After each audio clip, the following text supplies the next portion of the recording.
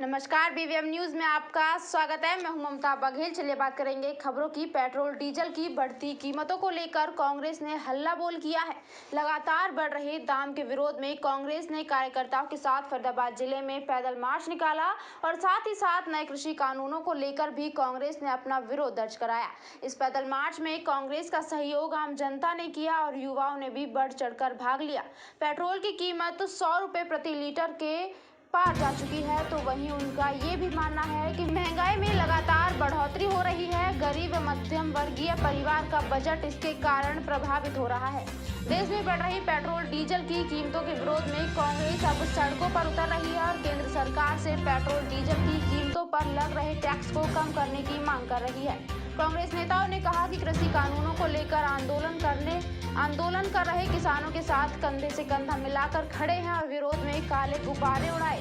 इस दौरान सभी कांग्रेसी नेता कार्यकर्ता भी मौजूद रहे। कांग्रेस ने और मैं आज समझता हूँ ये कांग्रेस पार्टी की नहीं, फरीदाबाद के आम जन की जीत है कि इतनी चिलचिलाती धूप में बिना छुट्टी के दिन हजारों आदमी आज कई किलोमीटर की यात्रा करके यहाँ पर निकले हैं। फरीदाबाद का आदमी जाग गया है और ये सत्ता परिवर्तन की लहर है। विधायक जी, एनआईटी में कई गांव है, पृथला में गांव है, तिगांव में गांव है, पर फरीदाबाद विधानसभा ये जिला स्तरीय प्रोग्राम है। इस ब्लॉक में प्रोग्राम पहले करे थे, इसलिए इसको आज फरीदाबाद शहर में किया गया है। सरकार जो है वार्ता करने से मना कर दिया है, तो हल कैसे निकलेगा? मैडम जी, अब मोदी जी रावण बन चुके हैं। जैसे लंका कांड में लिखा था कि सब कुछ नष्ट हो गया, और मोदी जी एक ही बात मुझे भी आकलन हो जाएगा कि यहाँ कितने उत्साह के साथ ये लोग, यहाँ के नेतागण इसमें दिलचस्पी के साथ इसमें भागीदारी कर रहे हैं। और मैं उसी के तहत आया और मैं ये विश्वास दिलाता हूँ कि कांग्रेस जन राहुल जी के नेतृत्व में, आदरणीय श्रीमती प्रियंका गांधी जी के नेतृत्व में किसानों के साथ खड़े हैं। और जब तक किसान सड़कों पर हैं, जब तक किसानों का पसीना बहेगा, हमारे नेताओं का, हमारे कार्यकर्ताओं का खून बहेगा। बढ़ती महंगाई को लेकर आज पूरा जो मार्च निकाला गया, काफ़ी समर्थक जो है इसमें जुटे, काफ़ी भीड़ भी देखने को मिली। कैसा संदेश जाएगा सरकार को? और सरकार कह रही है कि ये तो नॉर्मल पढ़ाई बढ़े हैं, नॉर्मल है, ये हर बार होते हैं। बात करेंगे अगली खबर की। देश में लगभग 1000 लोगों को ऑनलाइन ठगी का शिकार बना चुके 2 शातिर ठगों को फरीदाबाद की साइबर सेल ने गिरफ्तार करने में सफलता हासिल की है। मतलब है कि आरोपी फरीदाबाद के भी 3 लोगों को अपनी ठगी का शिकार बना चुके थे, जिस पर कार्यवाही करते हुए साइबर सेल ने आरोपियों को गिरफ्तार कर 30,000 नगद, 2 मोबाइल फोन और सिम बरामद की हैं। साइबर सेल की निगरानी में दिखाई दे रहे ये तीनों वही आरोपी हैं जो फरीदाबाद सहित पूरे देश में लगभग 1000 लोगों को ऑनलाइन ठगी में अपना शिकार बनाकर अब तक लोगों से लाखों की ठगी कर चुके हैं। मामले का खुलासा करते हुए डीसीपी हेडक्वार्टर अर्पित जैन ने बताया कि आरोपी दिल्ली के रहने वाले हैं। दोनों ही आरोपी पिछले 1-1.5 साल से ऑनलाइन ठगी करने में सक्रिय थे। अर्पित जैन ने बताया कि आरोपी लोगों को आरबीएल बैंक कर्मी बनकर डेबिट कार्ड पर खरीदारी करने वाले 10-10 हजार के कैश गिफ्ट वाउचर निकालने की बात कहकर अपने अपने झांसे में लेकर ऑनलाइन ठगी करते थे। डॉक्टर जैन ने बताया कि फरीदाबाद में मिली ऑनलाइन ठगी की 3 शिकायतों पर कार्यवाही करते हुए साइबर सेल को बड़ी कामयाबी मिली है, जिसमें 2 साइबर ठगों को पुलिस ने गिरफ्तार कर लिया है।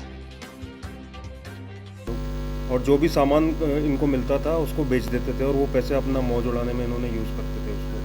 सामान बेचते थे या ऑनलाइन ही बेचते थे या ऑफलाइन? नहीं, ये ऑफलाइन कोई भी औने पौने दामों में बेच देते थे। ये जैसे कोई 1000 का खरीदा तो 200-300 में बेच दिया।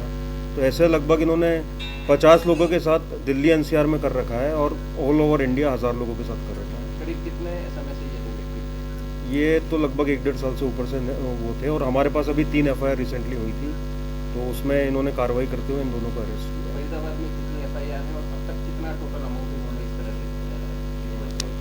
फरीदाबाद में 3 FIR हैं। अभी टोटल 30,000 रुपये की रिकवरी हुई है, 2 मोबाइल और 1 सिम कार्ड मिले हैं। बाकी पार्ट ऑफ इन्वेस्टिगेशन चल रहा है इनका और देखते हैं आगे जो भी इसमें रिकवरी होती है। डेटा की बात आपने की? ये दिल्ली के रहने वाले हैं दोनों। अच्छा, डेटा की बात की थी आपने कि कौन करते थे, तो डेटा कहाँ से? ये अभी पार्ट ऑफ इन्वेस्टिगेशन ही चल रहा है। तो ये तो जो अभी तक वो आए हैं कि इन 3 लोगों के साथ इन्होंने जो ये पैसे के साथ गड़बड़ी की थी, तो उसके कारण इनको फिर पकड़ा हम लोग। आपने बताया कि करीब 1000 केस हैं इन लोगों के खिलाफ, तो करीब कितने बड़ा अमाउंट इन्होंने किया? ये तो मेरे ख्याल से कई लाखों में जा सकता है जो है। तो तो ये जैसे जैसे इन्वेस्टिगेशन होगा, लोगों से कंप्लेंट होंगी या अन्य कई अगर शहरों में FIR है तो फिर ये डिटेल सामने आएंगी कि कितना रिकवरी क्या क्या। अभी 30,000 रुपये रिकवर हुए हैं, 2 मोबाइल और 1 सिम। इस गिरोह में कितने और सदस्य हैं? फिलहाल तो 2 हैं और भी। बात करेंगे अगली खबर की। अपने फोन गुम होने के चलते मायूस लोगों के चेहरों पर उस समय खुशी देखी गई जब साइबर सेल की टीम ने 26 फोन रिकवर करके DCP अर्पित जैन की अगुवाई में लोगों को सौंप दिया गया। अपने फोन पाकर लोगों ने खुशी जाहिर करते हुए पुलिस का धन्यवाद किया। तस्वीरों में दिखाई दे रहे ये वही गुमशुदा फोन है जो या तो कहीं गिर गए थे या फिर गलती से कहीं छूट गए थे। लोगों की शिकायत के आधार पर साइबर सेल ने कड़ी मशक्कत करते हुए इन फोनों की रिकवर किया और DCP अर्पित जैन की अगुवाई में इन्हें इन फोन मालिकों के हाथ में सौंपा। DCP ने बताया कि 26 गुमशुदा फोनों को पुलिस ने रिकवर कर आज उनके वारिसों को सौंप दिया है। वहीं अपने गुमशुदा फोन को पाकर लोगों ने जहां खुशी जाहिर की, वहीं पुलिस की भी जमकर तारीफ की। लोगों का कहना था कि इन फोनों में उनका जरूरी डेटा था जिसको लेकर वह काफी परेशान थे। हो जाते हैं जैसे आपके कहीं गिर गए या कहीं रख के आप भूल गए या कहीं छूट गया बस में, ट्रेन में, तो वो हमारी साइबर सेल की टीम और हमारी हेड कांस्टेबल अंजू है, इन्होंने मेहनत की। उसका IMEI उसका जो भी कॉल डेटा रिकॉर्ड रहता है वो निकाला और इनको फिर ढूंढ के और लोगों तक पहुंचाने का कार्य कर रहे हैं। कितने मोबाइल हैं? ये टोटल 26 मोबाइल है। कितने टाइम लगा 26 मोबाइलों को ढूंढने में? ये टोटल 2 से 3 महीने का पीरियड है। जब हमारे पास इंफॉर्मेशन आई उसके कईयों को ये सारे गुम हुए हैं। तो रिकवरी कहाँ से हुई उनकी? लोगों के पास से ही हुई? कोई किसी रिश्तेदार के पास था या किसी को मिल गया उसके पास था। सर ये सारे मोबाइल फरीदाबाद के हैं या अलग? ये सारे फरीदाबाद के हैं। करेंगे अगली खबर की। मुंबई हाईवे पर कार्य कर रहे इंजीनियर की बदमाशों ने गोली मारकर हत्या कर दी। बदमाशों ने गांव सांचौली के समीप लूटपाट के इरादे से आए थे। जब इंजीनियर ने इसका विरोध किया तो बदमाशों ने गोली मार दी। घायल अवस्था में उसे गुड़गांव के निजी अस्पताल में ले जाया गया जहां उसकी मौत हो गई। मुंबई हाईवे पर गांव सांचौली में पुल बनने का कार्य चल रहा है। पुलिस ने मौके पर पहुंचकर सबको अपने कब्जे में लेकर पोस्टमार्टम के लिए भेज दिया। वहीं पुलिस की टीम अज्ञात बदमाशों की तलाश कर रही है। मुंबई हाईवे का कार्य पूर्ण जोरों पर चला हुआ है। गांव सांचौली के समय पुल बनाने का कार्य चल रहा था। बताया जा रहा है कि गांव सांचौली के समीप कार में सवार कुछ बदमाश वहां पर आए व उन्होंने वहां पर लूटपाट करनी शुरू कर दी। वहां पर मौजूद सुपरवाइजर इंजीनियर रोहित शर्मा ने इसका विरोध किया तो बदमाशों ने इंजीनियर रोहित शर्मा को गोली मार दी। जो मैनेजर था रोहित शर्मा, अब उसके साथ कोई लूटपाट करने के लिए आए थे कोई गाड़ियों में और उसके गोली मारी। गोली मार के वो लोग भागे। जब वो लोग भाग गए तो फिर हमें पता लगा, सुबह जब हम मौके पे जैसे आए तो देखा वहाँ पुलिस भी खड़ी थी जी। अब रोहित शर्मा की मैदानता में मौत हो चुकी है। ये कहाँ पर काम क्या काम चल रहा है आपके गांव के पास? ये बम्बई हाईवे का काम है सर। बम्बई हाईवे का काम चल रहा है। यहाँ पुल बन रहा था, उसके कार्य में लगे हुए थे। सांचौली के कब्रिस्तान, सांचौली के रकबे में ही जी।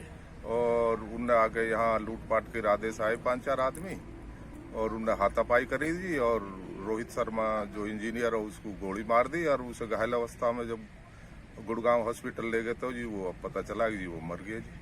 तो इसमें कुछ पता चला गाड़ी में कौन कितने आए? कुछ पता चला? कुछ अभी तक तो जी कोई पता चला है नहीं। बात करेंगे अगली खबर की। होडल में राज्यसभा सांसद दीपेंद्र सिंह हुड्डा कांग्रेस के पूर्व विधायक उदय वाहन के निवास पर पहुंचे और प्रेस वार्ता की। प्रेस वार्ता के दौरान हुड्डा ने हरियाणा प्रदेश की केंद्र सरकार पर हमला बोला और कहा कि जिस तरह से पेट्रोल, डीजल और रसोई गैस के दाम बढ़े हैं इससे आम जनता की कमर तोड़ दी है। उन्होंने कहा कि आज तक ऐसा किसान आंदोलन नहीं हुआ जिसमें 248 किसान शहीद हुए हों। उन्होंने कहा कि उनकी सरकार आने पर आंदोलन में शहीद हुए किसानों के परिवारों को सरकारी नौकरी दी जाएगी और पूर्व मुख्यमंत्री भूपेंद्र सिंह हुड्डा ने शहीद किसानों के परिवारों को 2-2 लाख रुपए देने की घोषणा की है। ये एक सराहनीय कार्य है। हरियाणा के राज्यसभा सांसद दीपेंद्र हुड्डा मथुरा में किसानों की महापंचायत में हिस्सा लेने के बाद होडल में कांग्रेस के पूर्व विधायक उदय वाहन के निवास पर पहुंचे और प्रेस वार्ता की। प्रेस वार्ता के दौरान हरियाणा की सरकार और केंद्र की सरकार पर हमला बोलते हुए आज देश में पेट्रोल, डीजल, रसोई गैस के साथ खाद्य पदार्थ के दाम आसमान छू रहे हैं। सरकार के द्वारा लगाए गए करों की वजह से आम आदमी का दम निकल रहा है। सरकार 81% कीमत टैक्स के रूप में जनता से वसूल कर रही है। बढ़ती महंगाई ने सरकार के पिछले 70 सालों का रिकॉर्ड तोड़कर रख दिया है और महंगाई के मामले में सरकार चुप बैठी हुई है। उन्होंने कहा कि पिछले 3 महीनों से किसान अपनी मांगों को लेकर सड़कों पर डेरा डाले हुए हैं लेकिन सरकार उनकी बात सुनने को तैयार नहीं है। एक तो मुख्य मुद्दा तो आप समझते हैं कि सबसे पहले तो आज किसान का ही मुद्दा है। और अभी मैं मथुरा, तो हम यही आग्रह करते हैं सरकार से कि सरकार जिद छोड़े और अब अविलंब सरकार बातचीत के दरवाजे दोबारा खोले, क्योंकि 12वें राउंड में सरकार ने ही बातचीत बंद करी थी, बातचीत से भागी सरकार। और किसानों को बुलाया जाए, क्योंकि 3 महीने के शांतिपूर्ण संघर्ष के बाद आज भी किसान हजारों लाखों की तादाद पे अलग अलग धरनों पे, बॉर्डरों पे आज भी बैठा हुआ है। 207 किसानों की जान कुर्बान हो चुकी है इन धरनों पे, जो शव अपने अपने गांव में लौट चुके हैं, खासतौर पर हरियाणा पंजाब में। तो इन परिस्थितियों में बड़ा महत्वपूर्ण है कि सरकार कुछ संवेदनशीलता दिखाए, कुछ सहानुभूति दिखाए। आज तक कभी इतिहास में इस तरह का आंदोलन आज़ाद हिंदुस्तान में नहीं हुआ। 100-125 साल पहले जो एक आंदोलन हुआ था, आज हम उनकी जयंती है, सरदार अजीत सिंह जी, जो शहीद आजम भगत सिंह जी के चाचा थे, सरदार अजीत सिंह जी, हम उनको नमन करते हैं, उनकी जयंती है। उनके नेतृत्व में उस समय ज्वाइंट पंजाब में, जो अनडिवाइडेड पंजाब था, तब एक आंदोलन हुआ था, पगड़ी संभाल जट्टा। उसमें पूरे ज्वाइंट पंजाब के किसान ने एकजुटता से ब्रिटिश हुकूमत के लाए गए कानूनों के विरोध में 9 महीने आंदोलन चलाया था। और 9 महीने के बाद जो है सरकार को अपने कदम वापस लेने पड़े थे। उसके बाद इस तरह का आंदोलन हुआ है। तो ये कोई छोटी बात नहीं है कि ऐसा आंदोलन हो और राजहट दिखाया जाए, जिद दिखाई जाए। कहीं ना कहीं सरकार का अहंकार इसमें दिखाई दे रहा है। तो हम यही सरकार से आज बात करेंगे अगली खबर की। कोरोना जैसी वैश्विक महामारी के चलते 11 महीनों से लंबे अंतराल के बाद रेवाड़ी में बंद पड़े स्कूलों में फिर से रौनक लौट आई है। शिक्षा विभाग ने स्कूल संचालकों को गाइडलाइन जारी कर जरूरी दिशा निर्देशों का पालन करते हुए तीसरी से 5वीं कक्षाओं को लगाने की अनुमति प्रदान की है। रेवाड़ी में पहले दिन कक्षाओं में लगभग 50% से बच्चों की उपस्थिति दर्ज की गई। पहले दिन स्कूलों में स्कूल संचालक व बच्चे जारी गाइडलाइन की अनुपालना करते नजर आए। इस संदर्भ में स्कूल प्रबंधक की माने तो 11 महीनों के लंबे अंतराल के बाद तीसरी से 5वीं कक्षाओं को लगाने की अनुमति दी गई। इसके लिए ये प्रदेश सरकार और शिक्षा विभाग का धन्यवाद करते हैं। उन्होंने कहा कि स्कूल में एंट्री से पूर्व बच्चों की थर्मल स्कैनिंग के साथ पूरे स्कूल को सैनिटाइज किया गया। निर्धारित जो गाइडलाइन है उसका हम पूर्ण रूप से पालन करेंगे और कर भी रहे हैं।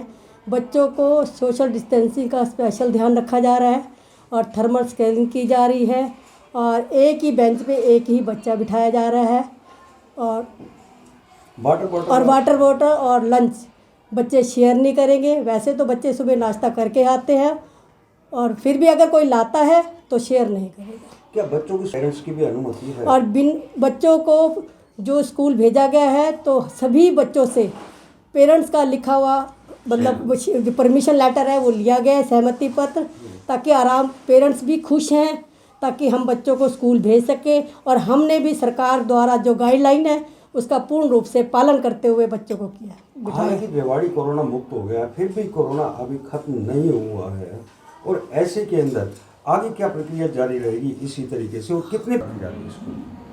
देखिए, जो भी हरियाणा सरकार की गाइडलाइन है कोविड के बारे में, ये विद्यालय पूरी तरह से उनके अनुपालना में लगा हुआ है। बच्चों की सोशल डिस्टेंसिंग, मास्क लगाना, सैनिटाइज कराना और यहाँ पर अपने टॉयलेट वगैरह की समुचित व्यवस्था, उसके अंदर टॉवल लगाना, उसके अंदर साबुन रखना, ये सब व्यवस्था हमने की हुई है। और मैं तो इस विषय में अपने हरियाणा के शिक्षा मंत्री और मुख्यमंत्री जी का आभार प्रकट करना चाहूँगा कि अभिभावक भी बहुत ज़्यादा परेशान थे। वो चाहते थे स्कूल खुलें, बच्चे घर पे शरारत करते थे, बच्चे पढ़ते नहीं थे, बच्चे जो है शरारती स्वभाव के होने लगे थे। तो अभिभावकों के दिमाग में ये बात थी कि हम जल्दी से जल्दी बच्चों को स्कूल में भेजें और हरियाणा सरकार ने जो ये निर्णय लिया है वो स्वागत योग्य है। हरियाणा में गाड़ियों के फर्जी रजिस्ट्रेशन का मामला यमुनानगर में बनी एसआईटी की जांच में अब धीरे धीरे इस मामले की परतें खुलती जा रही हैं।